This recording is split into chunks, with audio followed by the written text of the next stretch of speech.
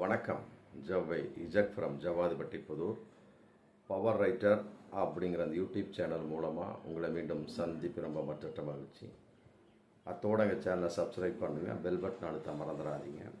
அத்தோட எல்லாத்துக்கும் ஷேர் பண்ணுங்கள். அதாவது உலக பொதுமறை என்று சொல்லக்கூடிய நம்முடைய தமிழுக்கு மிக பெருமை சேர்க்கக்கூடிய அற்புதமான ஒரு நூல் அப்படின்னா அது திருக்குறள். ஐயன் திருவள்ளுவனால் 2000 வருடங்களுக்கு முன்னால் எழுதப்பட்டது அப்படின்னு சொல்லிகிட்டு இருக்கோம். ஆனால் கணக்கு கிடையாது. 2000 வருடமாகவே 2000 வருடத்துக்கு முன்னாடி எழுதப்பட்டதுன்னு திருக்குறளை சொல்லிகிட்டு இருக்கோம். அப்படி பார்த்தோம்னா 4000 வருடத்துக்கு மேலே இருக்கும். இத்தனை வருடங்களுக்கு முன்னால் எழுதப்பட்டது அப்படிங்கிற அறுதியெல்லாம் கிடையாது. அது 2000 3000க்கு மேலே இருக்கும். என் ஐயன் திருவள்ளுவனால் எழுதப்பட்டு அறத்துப்பால், பொருட்பால், காமத்துப்பால் அப்படி 3 பிரிவுகள் பிரிக்கப்பட்டு 1330 குறட்கள், இன்னும் அதிகமான குறட்கள் இருந்திருக்கலாம் அப்படிங்கிற ஒரு நிலைப்பாடு இதில் உண்டு. அதை ஒன்று சேர்த்த நம் முன்னோர்கள் சொல்லக்கூடிய ஒரு கருத்தாக இருக்கிறது. ஆனால் நம் கையில் கிடைத்தது என்னவோ 1330 குறள், 3 பிரிவு: அறத்துப்பால், பொருட்பால், காமத்துப்பால். இதுக்கு ஆளாளுக்கு உரை எழுதியிருக்கிறார்கள். ஆமாம், நம்முடைய கலைஞர் கருணாநிதி, பரிமேல் அழகர் அப்படின்னு போட்டு ஏகப்பட்டது அடுக்கிட்டே போகலாம். இது வரைக்கும் 800 சில்லற பேர்த்துக்கு மேலே திருக்குறளுக்கு உரை எழுதியிருக்கிறார்கள். உரை என்றால் அர்த்தம். அவர்களுடைய பாலிசில் அவர்களுக்கு தோன்றிய ஒரு கருத்தை சொல்லுவது அர்த்தம். ஒரு விஷயம் கற்க கசடர கற்பவை கற்றப்பை நிற்க அதற்கு தக, அது மாறாது. ஒழுக்கம் விழுப்பம் தரலான் ஒழுக்கம் உயிரினும் ஓம்பப்படும். அவ்வளோதான், முடிஞ்சு போகுது. அகர முதல எழுத்தெல்லாம் ஆதி பகவன் முதற்றே உலகம், முடிஞ்சு போச்சு. இது மாறாது. இது திருக்குறள். இதற்கு அவரவர்கள் கையில் எடுத்து அவரவர்கள் தன்னுடைய அனுபவத்தின் வெளிப்பாடாக, தன்னுடைய இலக்கிய போக்கின் வெளிப்பாடாக ஒவ்வொரு விதமான ஒரு பொருட்கள் அர்த்தத்தை சொல்லுவது உலகத்தாருக்கு. அதான் அதன் அடிப்படையில் இதுவரைக்கும் 800 சில்லற பேர் திருக்குறளுக்கு உரை எழுதியிருக்கிறார்கள், விளக்கம் கொடுத்திருக்கிறார்கள்.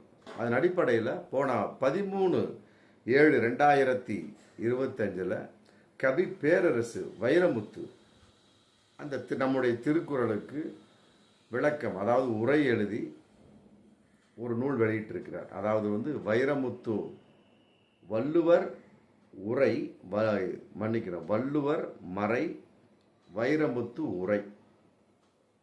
இதுதான் அந்த புத்தகத்தினுடைய தலைப்பு. வள்ளுவர் மறை வைரமுத்து உரை.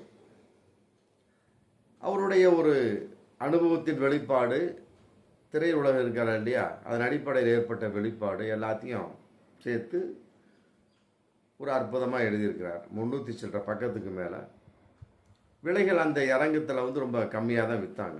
அதாவது சென்னை காமராசர் அரங்கம் தேனாம்பேட்டையில் அந்த புத்தகம் வெளியிடப்பட்டது 13/7/2025 ஞாயிற்றுக்கிழமை சாயங்காலம். அதை வெளியிட்டது இப்போதைய முதலமைச்சர் மு.க. ஸ்டாலின் ஐயா அவர்கள்.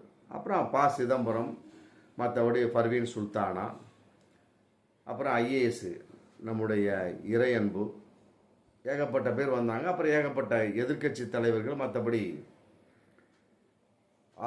ஆதரவு கட்சி தலைவர்கள் அப்படின்னு சொல்லிட்டு ஏகப்பட்ட பேர் நிறையா கீழே உட்கார்ந்து பார்த்தார்கள்.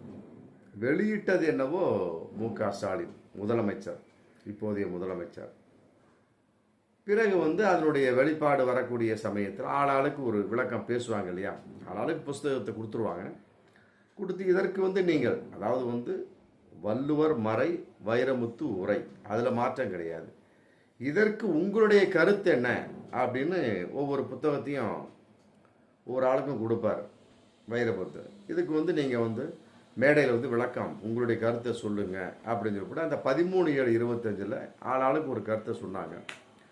பர்வீன் சுல்தானா சொன்னாங்க, மற்றபடி இவர் ஐஏஎஸ் இறையன்பு சொன்னார். இப்படி வரிசையாக இருக்கக்கூடிய சமயத்தில் சிதம்பரம் தன்னுடைய கருத்தை சொன்னார். சொல்லக்கூடிய சமயத்தில் கடைசியாக ஒரு கருத்து பாராட்டினார். தன்னுடைய விளக்கமான எல்லா வழக்கையும் சொல்லிட்ட சமயத்தில் கடைசியில் ஒரு கருத்து சொன்னார். அதாவது பேச்சை முடிக்கக்கூடிய ஒரு சமயத்தில் முடிச்சுட்டாரு. அப்புறம் திடீர்னு உள்ள தன்னுடைய கருத்தை சொன்னார். அதாவது இந்திரா பார்த்த சாரதி என்னிடம் ஒரு கருத்தை சொல்லி அனுப்பியிருக்கின்றார். அதாவது திருக்குறள் 3 பாகமாக பிரிக்கப்பட்டது. அறத்துப்பால், பொருட்பால், காமத்துப்பால். ஆனால் வைரமுத்து அறத்துப்பால் பொருட்பால் எழுதியிருக்கிறாரு. ஆனால் காமத்துப்பாலை இன்பத்துப்பால் என்று எழுதியிருக்கின்றார். அதனால இன்பத்துப்பால் என்பது பொருத்தமாகாது அப்படின்னு நான் சொன்னதாக நீங்கள் சொல்லுங்கள் சொல்லி போட்டு இந்திரா பார்த்த சாரதி மிகப்பெரிய எழுத்தாளர் சிதம்பரத்திடம் சொல்லி அனுப்பியிருப்பார் போல இருக்கு. அதை சிதம்பரம் ஓப்பன் போர்டு அந்த காமராஜ் அரங்கத்தில் மக்களுக்கு முன்னால் பேசினார். ஒரு அற்புதமான ஒரு கருத்தை நான் சொல்ல விடுகின்றேன். என்னிடம் இந்திரா பார்த்த சாரதி சொல்லி அனுப்பியிருக்கின்றார் அப்படின்னு சொல்லிட்டு, அதாவது காமத்துப்பாலுக்கு கவிப்பேரரசு வைரமுத்து அவர்கள் இன்பத்துப்பால் என்று தன் விருப்பத்தின் வெளிப்பாடாக ஒரு தலைப்பை புதிதாக வைத்து விட்டார். அறத்துப்பால் கரெக்டாக வச்சு, அறத்துப்பால், பொருட்பால், காமத்துப்பால் தான் திருக்குறள். அறத்துப்பாலுக்கு அறத்துப்பால்னு வச்சுட்டாரு, பொருட்பாலுக்கு பொருட்பால் வச்சுட்டாரு. ஆனால் காமத்துப்பாலுக்கு இன்பத்துப்பால்னு வச்சிருக்காரு. அது எந்த அளவுக்கு பொருந்தும்? ஏன் சொன்னால் இன்பத்துப்பால் என்பது எல்லா இன்பங்களையும் குறிக்கும். ஆனால் காமத்துப்பால் என்பது ஆண் பெண், பெண் ஆண், உடல் உறவு, தாம்பத்திய வகை சம்பந்தப்பட்ட, காமம் சம்பந்தப்பட்ட அந்த ஒரு விஷயத்தை மட்டுமே குறிக்கும். அதனால் இன்பத்துப்பால் என்று அது ஒப்புக்கொள்ள முடியாது. அது சரியாக பொருத்தமாக வராது. ஐயன் வள்ளுவன் வைத்த காமத்துப்பாலே சரியாக பொருத்தமாக இருக்கும். அதையே வைக்க சொல்லுங்கள். காமத்துப்பாலை இன்பத்துப்பாலாக மாற்றி இருப்பது பொருத்தமாக இருக்காது அப்படின்னு சொல்லிட்டு நான் சொன்னதாக வைரமுத்தியிடம் சொல்லுங்கன்னு சொல்லிட்டு சிதம்பரம் ஐயாவிடம் சொல்லி அதை வைரமுத்துவிடம் தன்னுடைய பேச்சின் வெளிப்பாட சிதம்பரம் சொல்ல அது மிகப்பெரிய ஒரு அங்கு கூடியிருந்த அனைவருக்கும் மிக பற்றி கொண்டது. என்னடா அது இப்படி ஒரு விஷயம் இருக்கே, யாருமே யோசிக்கவே இல்லையே.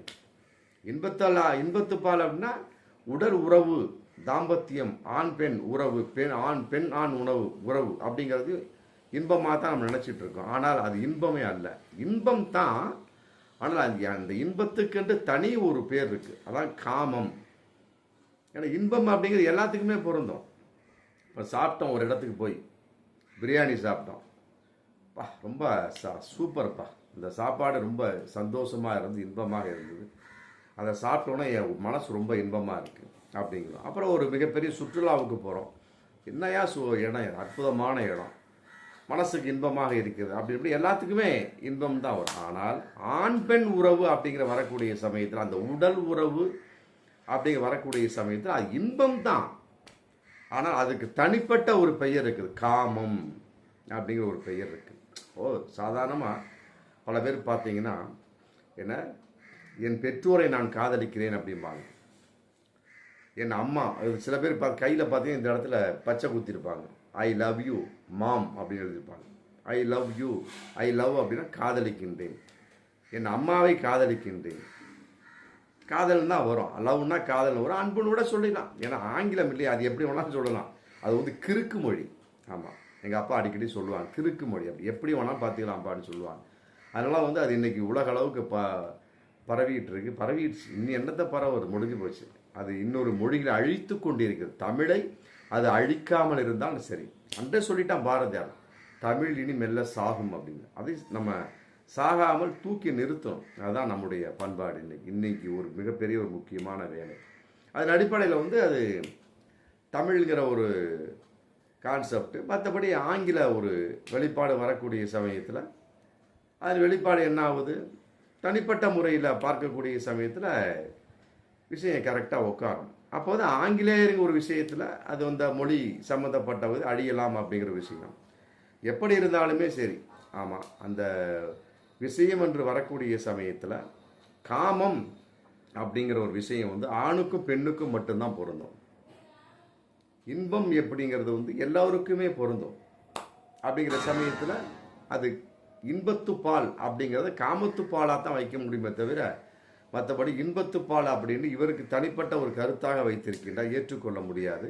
அதை வைரமுத்துவே நான் சொன்னதாக சொல்லுங்கன்னு சொல்லி போட்டு அவர் சொன்னார். இது ப. சிதம்பரம் ஓப்பனாகவே சொல்கிறாரு. அதை ஏற்றுக்கொண்டு வைரமுத்து பேசக்கூடிய சமயத்தில் அதெல்லாம் அப்படி கிடையாது அப்படின்னு சொல்லிட்டு அதற்கு தனிக்கப்பட்ட ஒரு விளக்கத்தை சொல்கிறார். விளக்கத்தை சொல்லி மற்றபடி காமமும் இன்பமும் ஒன்றுதான், இன்பம் அப்படிங்கிறதும் அது காமத்தில் உட்பாடு, ஆனால் காமம் என்பது இன்பத்துக்குள்ளேயும் சேரும், அது ஓகே, பட் காமமும் இன்பம் ஒன்று தான் அப்படிங்கிற மாதிரி ஒரு நிலைப்பாடாக ஒரு விளக்கம் சொல்லணும்னா மக்கள்லாம் ஒரே கரகோஷம் கை தட்டி ஆரவாக இருக்கிற சமயத்தில் இதுவே என்னுடைய கருத்துக்கு ஆதரவாக ஏற்றுக்கொள்ளுங்கள் சொல்லிவிட்டு ப. சிதம்பரத்தை நோக்கி கை நீட்டி மற்றபடி இந்திரா பார்த்தசாரதிக்கு அது ஒரு விளக்கமாக சொல்லிடுறார்.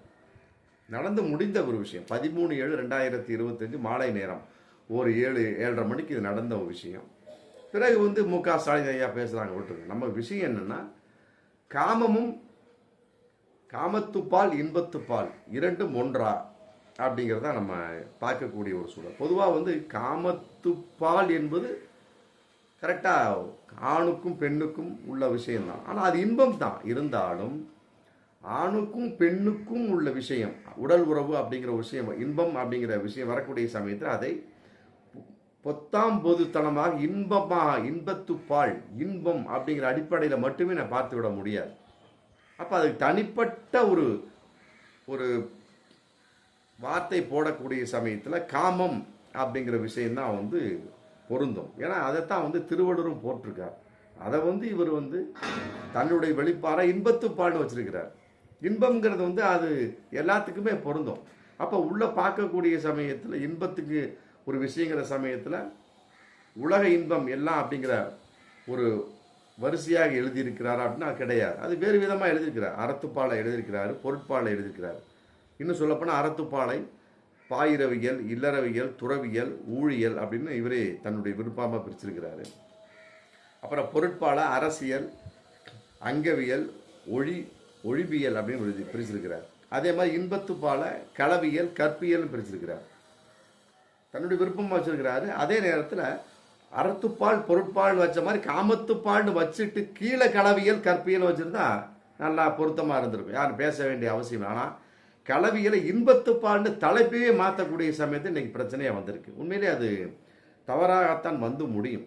ஏன்னா காமம் என்பது வேறு, புத்தாம் பொதுத்தனமாக இன்பம் என்று சொல்வது என்பது வேறு. இன்பம் என்பது எல்லாத்துக்குமே பொருள். காமமும் இன்பம் தான். ஆனால் அது தனிப்பட்ட முறையில் பார்க்கக்கூடிய சமயத்தில் நாம் ஆண் பெண் உடல் உறவை அது காமமாகத்தான் பார்க்க முடியும். புரியுதுங்களா? முதல்ல சொன்ன மாதிரி காதல் அப்படிங்கிற ஒரு விஷயத்தை அப்பாவே அம்மாவே சொல்லுவாங்க, ஆணை கூட சொல்லுவாங்க, இது அம்மாவை கூட சொல்லுவாங்க, ஐ லவ் யூ மாம் அப்படின்னு சொல்லுவாங்க. அப்படி இருக்கக்கூடிய சமயத்தை அது என்ன, அது ஒரு காதலுங்கிற வெளிப்பாடு. அப்புறம் பிறகு அன்புங்கிற மாதிரியும் திருப்பிக்குவாங்க. அதான் ஆண், அது ஆங்கிலம். அப்படி இருக்கும். அதனுடைய வெளிப்பாடு அது ஒரு தனிப்பட்ட ஒரு சார்பாக போந்தாலுமே சரி. பட் அம்மாவை நாம் காமளிக்க முடியுமா? காதலிக்க முடியும். காமத்துக்கு உட்படுத்த முடியுமா அம்மாவை? அதை போல தான் காதல் கூட ஏதோ ஒரு வகையில் ஒரு ஏற்றுக்கொள்ள ஒரு தக்க ஒரு விஷயமாக இருந்தாலும், இன்பம் அப்படிங்கிற விஷயத்தில் இருந்தாலுமே கூட காமம் அப்படிங்கிற விஷயம் இன்பமாக இருந்தாலும் அது தனிப்பட்ட ஒரு விஷயமாகத்தான் பார்க்கக்கூடிய சூழலாக நாம் ஏற்றுக்கொள்ளலாம். ஆகவே இந்த வகையில் வைரமுத்து இதை ஏற்றுக்கொண்டு கட்டாயமாக இன்பத்துப்பால் என்பதை காமத்துப்பாலாகவே மீண்டும் வைப்பார் என்ற நம்பிக்கை நிறைய இருக்கிறது. அந்த நேரத்தில் சலசலப்பு வந்தது. அதற்கு விளக்கம் சொல்லியிருந்தாலும் அதற்கு வாசகர்களுடைய அங்கே கூடியிருந்த மக்களின் கரகோஷங்கள் ஒரு ஆதரவாக இருந்தாலுமே கூட ஒரு ஆராய்ச்சி என்று வரக்கூடிய சமயத்தில் கட்டாயமாக இன்பத்துப்பால் என்று காமத்துப்பாலை வைத்திருப்பது தவறாகத்தான் எனக்கு தோன்றுகிறது. அறத்துப்பால் பொருட்பால் அப்படி காமத்துப்பால் வச்சுட்டு கீழே களவியல் கற்பியல் கொடுத்துருக்கலாம். அவர் என்ன பண்ணிட்டார், அறத்துப்பால் பொருட்பால் இன்பத்துப்பால்னு வச்சுட்டார். தலைப்பை மாற்றக்கூடாது. தலைப்பை மாற்ற யாருக்கும் உரிமை கிடையாது. ஆமாம், அது கவி பேரரசுக்கு ஏன் தெரியவில்லை. அப்படி தலைப்பை மாத்திரமா இருந்தால் கற்க கச்சடர கற்பவை கற்றப்பின் அதை கூட மாற்றலாமே. புரியுதுங்களா? 1330 அந்த குறள்களை இல்லைப்பா நான் ஒரு 20 குரல் சேர்த்தி சொல்கிறேன் அப்படின்னு கூட சொல்லலாம். அதுவும் கூடாது. நல்லா புரிஞ்சுக்கிட்டீங்களா? ஒரு எழுத்து கூட மாறக்கூடாது. ஆமாம். ஆனால் மாற்றி விட்டார் இன்பத்துப்பாலன் காமத்துப்பாலை. அதைத்தான் வந்து இந்திரா பார்த்த சாரதி சிதம்பரத்திடம் தூதாக சொல்லி அனுப்பியிருக்கின்றார். இருந்தாலும் மக்களுடைய கரகோஷம் என்பது ஒரு வகை இருந்தாலுமே கூட விளக்கம் என்று வரக்கூடிய சமயத்தை கட்டாயமாக காமத்துப்பால் தான், இன்பத்துப்பாலாக மாற்றவே முடியாது. அதே நேரத்தில் அவருடைய தலைப்பை மாற்றுவதற்கு யாருக்குமே உரிமை கிடையாது. அறத்துப்பால், பொருட்பால், காமத்துப்பால், அவ்வளோதான். அறத்துப்பால், பொருட்பால், இன்பத்துப்பால் சொல்லவே முடியாது. ஏன்னா திருக்குறள் அது, புரியுதுங்களா? திருக்குறள் ஒரு எழுத்து கூட மாறக்கூடாது. அதனால வந்து இதன் அடிப்படையில் இன்பத்துப்பால் என்று 3ஆம் பாலை தன் விருப்பத்துக்கு தலைப்பாக மாற்றியிருக்கும் வைரமுத்து ஐயா கவி பேரரசு ஐயா மூலமாக நான் கேட்டுக்கொள்வது, இன்பத்துப்பாலை ஒரு சிறு பிழை நடந்து விட்டது அப்படிங்கிற ஒரு சின்ன வெளிப்பாட்டின் அடிப்படையில் அதை காமத்துப்பாலாவே போட்டுருங்க. போட்டுட்டு கீழே தான் போட்டிங்களா களவியல் கற்பியல்னு போட்டு அது அப்படியே அது உங்களுடைய விருப்பமாக இருந்துட்டோம். கற்க கசடர கற்பவை கற்றப்பின் இருக்க அந்த இதை நீங்கள் அதை போட்டுட்டு கீழே கூட உங்களுக்கு தகுந்த மாதிரி கூட வேறு குரல் எழுதலாம். அது உங்கள் விருப்பம். ஆனால் கற்க கசடர கற்பவை கற்றப்பின் இருக்க அதற்கு அது மாறக்கூடாது. அது மாதிரி தான் இன்பத்துப்பாலை காமத்துப்பாலாக மாற்றிடுங்க. கீழே நீங்கள் களவியல் கற்பியல் போட்டு அப்படியே இருக்கட்டும். ஆமாம், இது வந்து கவி பேரரசு கட்டாயமாக சீக்கிரமாக செய்யக்கூடிய விஷயம். அதுக்காக வந்து விற்ற பிரதி இல்லாமல் நீங்கள் ரிட்டர்ன் வாங்க வேண்டிய அவசியம்லாம் கிடையாது. வித்ததுன்ட்டு போட்டோம். மீண்டும் ஒரு புதிய ஒரு பதிப்பு, ஆமாம், பதிப்புரை செய்யக்கூடிய சமயத்தில் இன்பத்துப்பாலை காமத்துப்பாலாக மாற்றி விடுங்க. ஏன்னா பிரித்த அந்த ஒரு அந்த விஷயம் வந்து திருவள்ளுவருக்கு மட்டுமே சொந்தமானது. இதை வந்து கவி பேரரசாகட்டும் யாராகட்டும் இன்னும் வரும் காலங்களில் வரக்கூடிய எப்படிப்பட்ட ஒரு கவிஞராக இருக்கட்டும் யாருக்குமே உரிமை கிடையாது என்பதுதான் பகிரங்கமான உண்மை. பார்ப்போம் மீண்டும் அடுத்த வீடியோ. நன்றி.